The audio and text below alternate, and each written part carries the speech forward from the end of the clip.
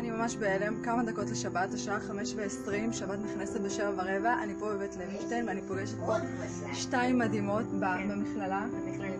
מה גורם לך לבוא לכאן ממש לפני שבת וללמוד עם שירה למבחן? לעזור לה להשלים, לעזור לה לסיים את התואר, חשובה לה, וכל סטודנט חשובה לה במכללה. אז אמרתי שלה עזרה גדולה, ואני חייבת לבוא גם לסיים אותה וגם להכין אותה טוב למבחן.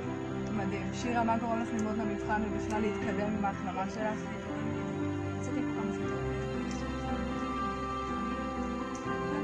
מדהים. אז אני אמשיך לסכם בסוף הסרטון. שבת שלום להתראות. מה בעצם מניע את שירה, את הדס ואותי?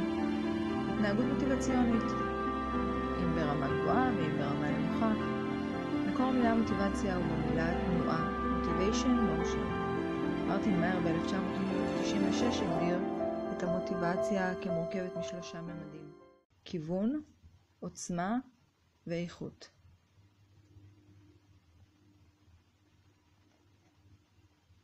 להתראות בסרטון הבא.